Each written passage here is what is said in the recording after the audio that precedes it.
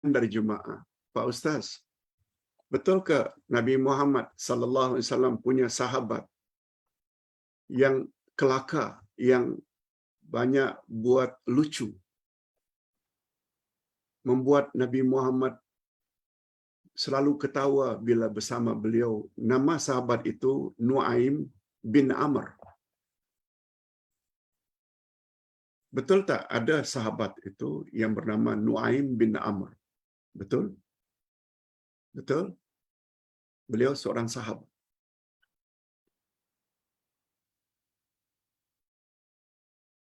Nabi sangat sayang pada beliau. Sampai dikatakan ketika Nuaim bin Amr meninggal dunia, Nabi yang mandikan, Nabi yang kafankan, Nabi yang salatkan jenazahnya, malah lebih dari itu, Nabi turut memasukkan jenazahnya ke dalam kuburan. Okey, itu tidak mustahil. Cuma yang agak mengelirukan kita, kononnya, begitu telah dikebumikan Nuaim bin Amr, sahabat Nabi, kesayangan Nabi. Setelah dikebumikan, Nabi suruh sahabat-sahabat yang ada di atas kuburan supaya balik. Tinggal Nabi sendiri. Sebab kononnya Nabi ingin mendengar apa pertanyaan Mukar wa Nakir terhadap Nuaim bin Amr. Begitu diceritakan oleh satu orang Habib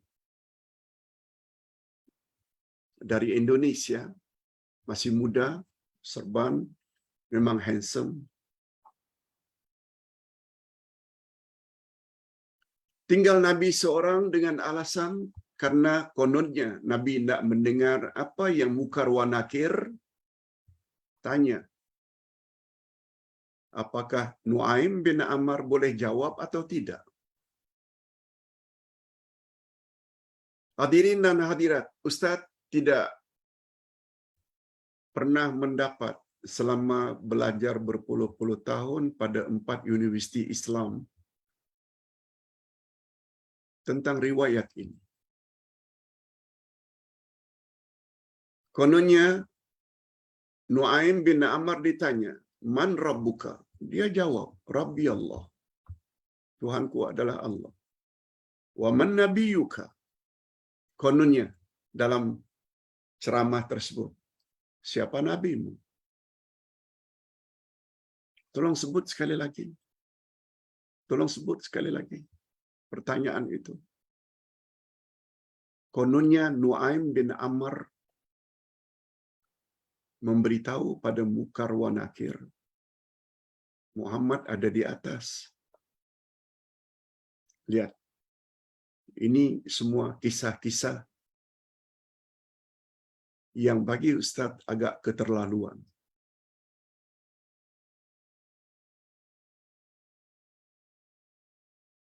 Lalu kepada Ustaz diminta untuk beri sedikit pencerahan. Hadirin dan hadirat rahimakumullah. Kebolehan seseorang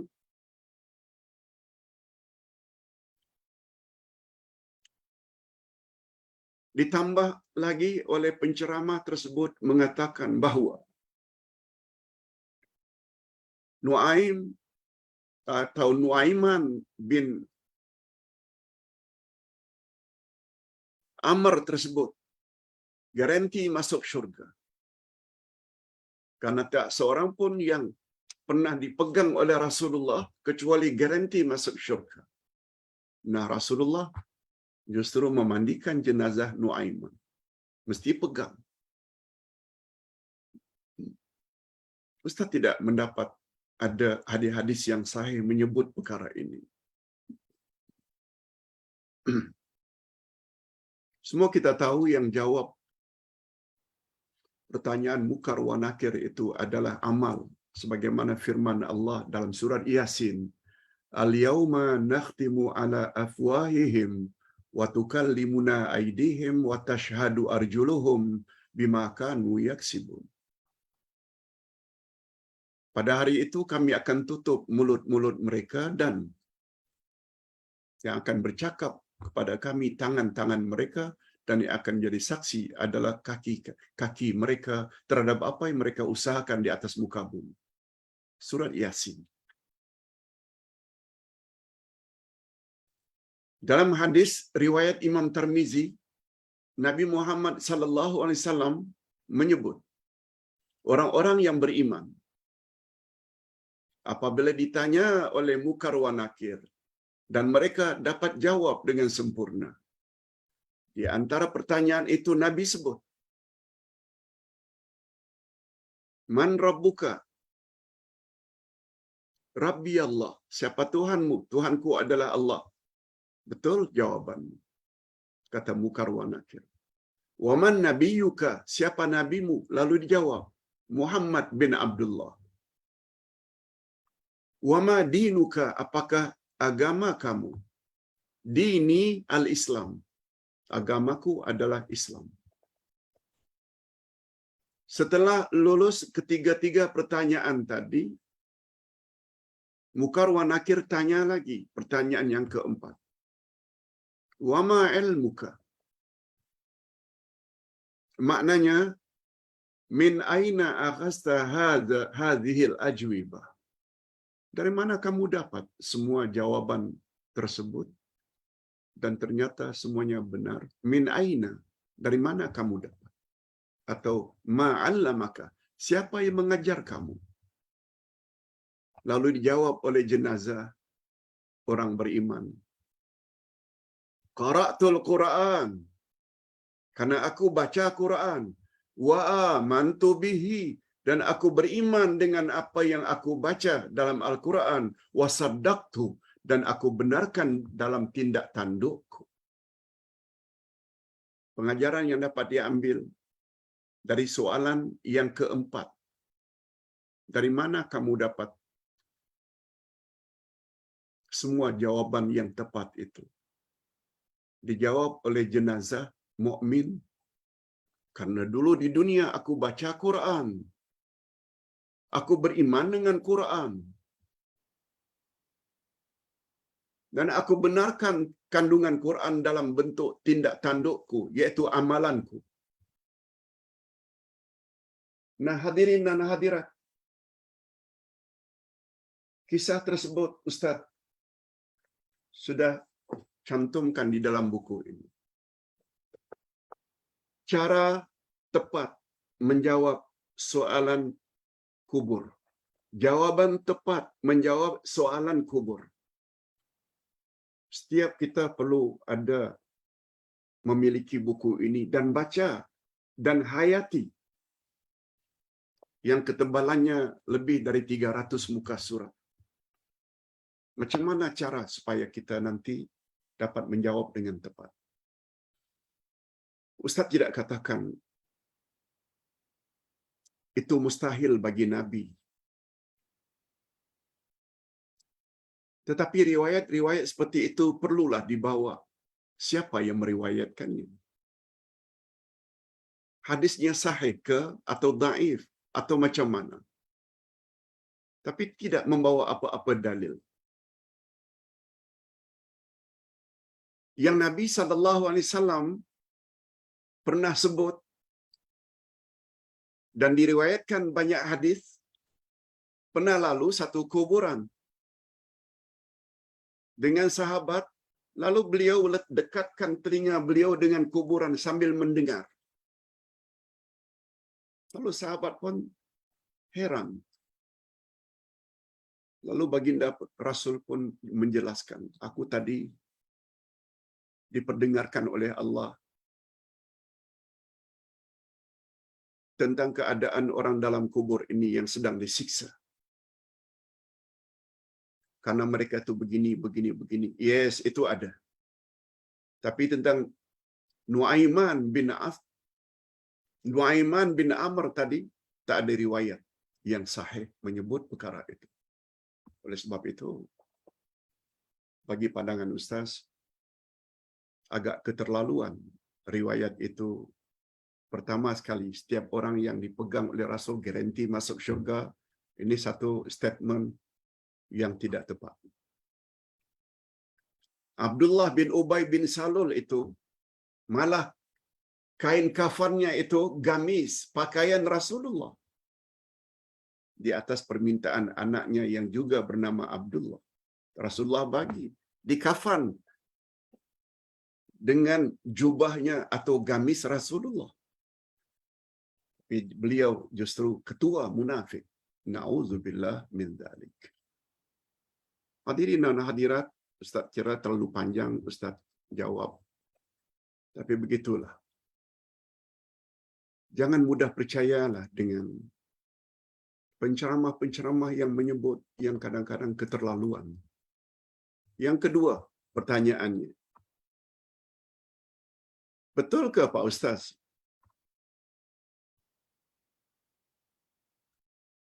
Kita apabila keluarkan duit daripada dompet, purse, kita perlu baca bacaan-bacaan tertentu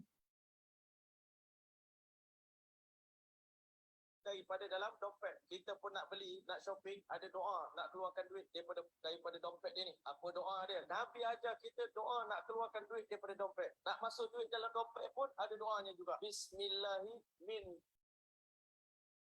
Nabi ajar bila hendak keluarkan duit dari dompet, Bismillahi.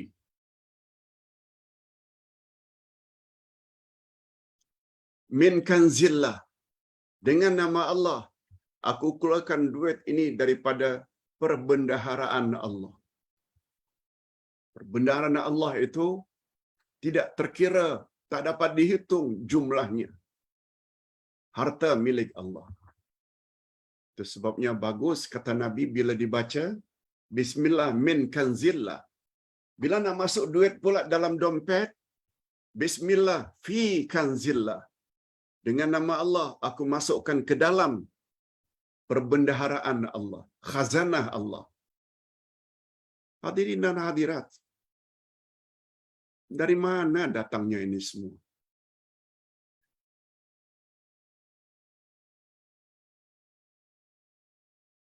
Walaupun pada dasarnya Nabi ada sebut.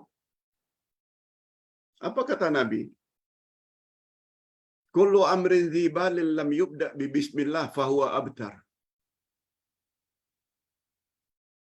Segala perkara-perkara yang baik yang tidak diawali dengan bismillah, maka terputuslah perbuatan itu dari keberkatan Allah.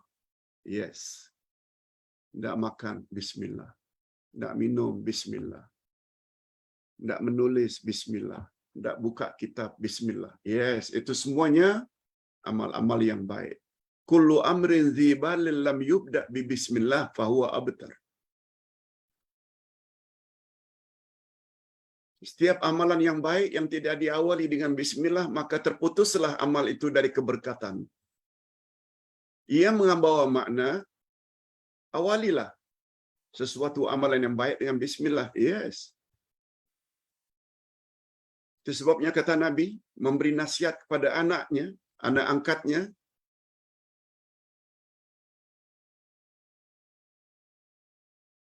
Samillah.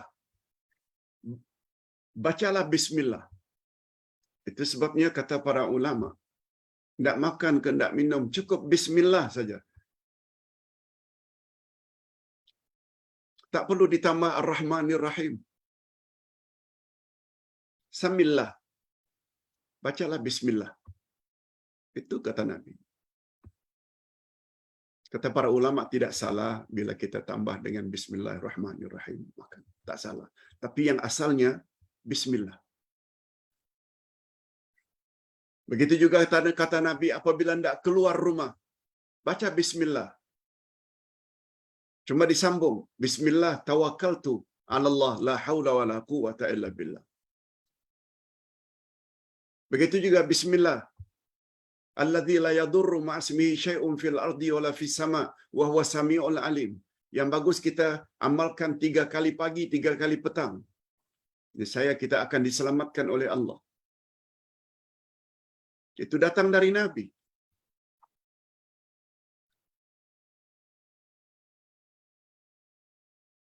sahabat Nabi yang bergelar Asadullah, Khalid bin Walid. Khalid ibn Walid digelar Asadullah, singa Allah, karena beraninya. Beliau menjadi panglima berpuluh-puluh kali peperangan.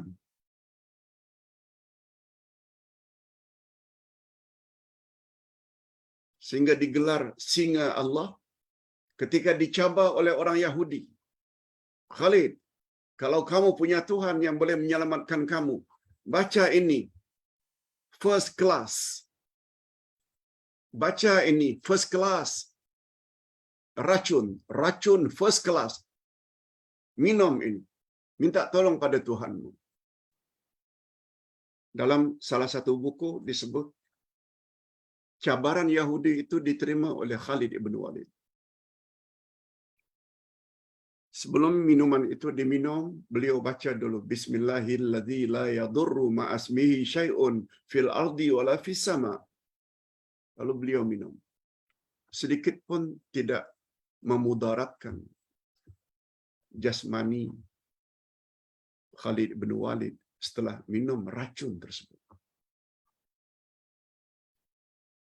Oleh sebab itu tak usahlah kita nak tambah-tambah. Bismillah min kanzillah. Ketika kita nak ambil dari duit dari dompet. Bismillah fi kanzillah bila nak masuk duit dalam dompet. Cukup saja baca bismillah. Itu sebabnya kata Nabi, jangan kamu biarkan bekasmu dalam keadaan terbuka. Air ke, makanan ke, atau apa saja jangan terbuka. Apalagi sampai bermalam. Seandai kata tidak ada penutup pun, cukup kau ambil lidi saja. Letakkan di atasnya. Tapi baca bismillah. Baca bismillah. Maka makanan minuman itu tidak akan dapat diganggu, apalagi sampai dikencingi oleh syaitan. Bismillah. Cukup bismillah. Hadirin dan hadirat rahimakumullah. Pertanyaan yang terakhir. Pak Ustaz,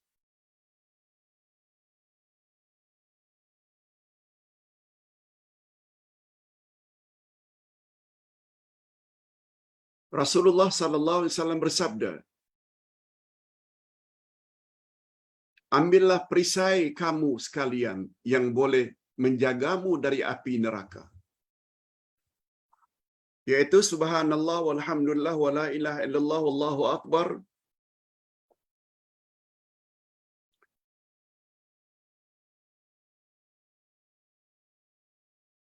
Apakah sahih Pak Ustaz? Hadirin dan hadirat, dalam buku tafsir yang Ustaz tulis, yaitu tafsir surat Al-Kahfi, ketika menafsirkan ayat yang ke-46, Al-malu wal banun zinatul hayatid dunya wal baqiyatus salihat khairun inda rabbik. Harta dan anak adalah perhiasan kehidupan di dunia. Harta dan anak. Sebab itu memang kegemaran manusia. Dengan ada harta, mereka terpandang. Dengan adanya zuriat anak, mereka terpandang. Tapi Allah kata kedua-duanya, harta dan anak, itu hanya perhiasan di dunia saja. Sebabnya Allah ingatkan pada ayat 10. Ayat 9 dari surat Al-Munafiqun. Innama amwalukum wa auladukum fitnah. Sesungguhnya harta dan anak-anakmu itu adalah fitnah. Ujian daripada Allah. Lalu Allah sambung. Wal baqiyatus salihat. Sesuatu yang kekal lagi saleh. Itulah yang lebih baik bagi kamu. Bagi orang yang beriman pada Allah dan hari akhirat. Kata ulama tafsir, makna al-baqiyatus salihat, segala yang kekal lagi baik iaitu semua jenis amal saleh. Semua jenis amal saleh. Salat ke, puasa ke, zakat ke, haji ke, umrah ke, wakaf ke, ihsan pada mak bapak, baca Quran, zikir, semua jenis amal saleh. Termasuk amar ma'ruf nahi mungkar, berdakwah, itu amal saleh. Itu makna yang kekal lagi saleh itulah yang lebih baik bagi orang-orang yang beriman dan beriman pada Allah dan hari akhirat. Nah, salah satu daripada al-baqiyatus salihat, setelah Allah menyebut harta dan anak itu hanya perhiasan dunia semata-mata, sedangkan yang kekal lagi baik itu, itulah yang lebih baik bagimu, bagi orang yang beriman pada Allah dan hari akhirat. Pernah Nabi Muhammad sallallahu alaihi wasallam menafsirkan sebagaimana yang disebutkan tadi, yaitu yang kekal lagi saleh itu adalah subhanallah walhamdulillah wala ilaha illallah wallahu akbar. Setengah riwayat menambah wala haula wala quwata illa billah. Sehingga ada para ulama mengatakan zikir yang 5 rangkap ini, subhanallah walhamdulillah wala ilaha illallah wallahu akbar wala haula wala quwata illa billah, kedudukannya betul-betul di bawah tilawatil Quran. Tilawah Al-Quran maknanya membaca Quran. Itu kan yang terbaik, membaca Quran. Di bawah tilawah Al-Quran, membaca Quran, zikir 5 rangkap tadi yang dipanggil al-baqiyatus salihat, yang kekal lagi saleh. Subhanallah walhamdulillah wala ilaha illallah wallahu akbar wala haula wala quwata illa billah. Oleh sebab itu pada suatu hari, untuk menguatkan lagi, Nabi ditanya oleh Ummu Hani.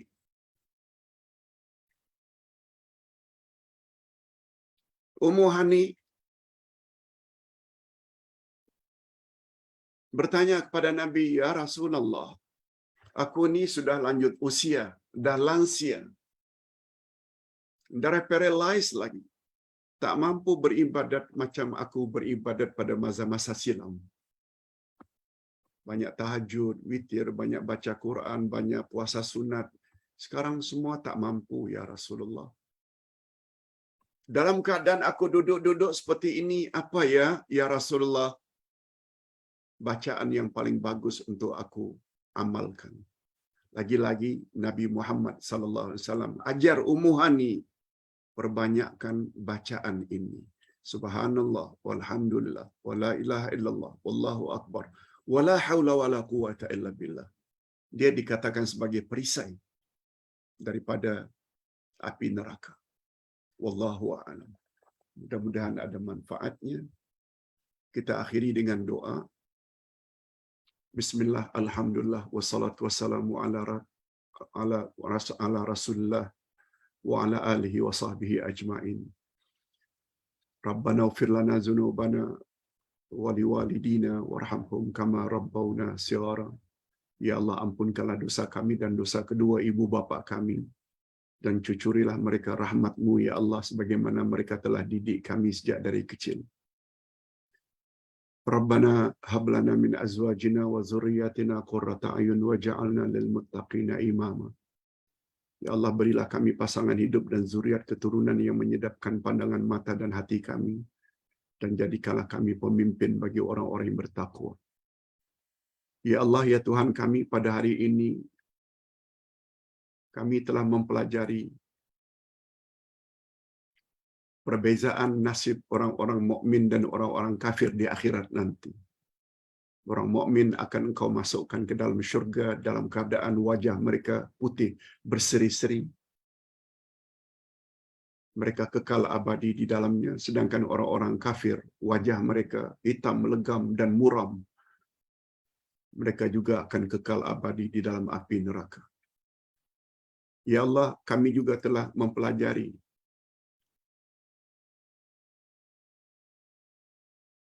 bahwa umat yang terbaik itu adalah umat Muhammad. Kuntum khaira ummatin ukhrijat linnas. Kamu adalah umat yang terbaik yang pernah Allah keluarkan di atas muka bumi. Tetapi engkau syaratkan umat Muhammad yang terbaik itu bila memenuhi 3 syarat. Pertama, amar ma'ruf, nahi mungkar, dan beriman kepada engkau, ya Allah, dengan iman yang murni tanpa bercampur syirik. Oleh sebab itu, berilah kami kekuatan, ya Allah. Berilah kami taufik untuk memiliki ketiga-tiga sifat tadi. Iman kepada engkau, ya Allah, tanpa bercampur syirik dan khurafat. Doronglah kami untuk itu mempelajari ilmu akidah, Ahlus Sunnah wal Jamaah yang sebenar. Selanjutnya, kami amalkan apa saja yang engkau perintahkan dan jauhi apa yang engkau larang. Dan seterusnya, kami juga menyampaikan yang ma'ruf dan mencegah yang mungkar kepada orang lain, terutama terhadap kaum kerabat kami dan kawan-kawan dekat kami. Sekali lagi kami mohon, ya Allah, berilah kami dorongan dan taufik-Mu agar memiliki ketiga-tiga syarat tadi. Amar ma'ruf, nahi mungkar, dan iman. Wa sallallahu ala nabiyyina Muhammad wa ala alihi wa sahbihi ajma'in. Walhamdulillahi rabbil alamin. Subhanakallahumma wa bihamdik. Asyhadu an la ilaha illa anta astaghfiruka wa atubu ilaik. Assalamualaikum warahmatullahi wabarakatuh.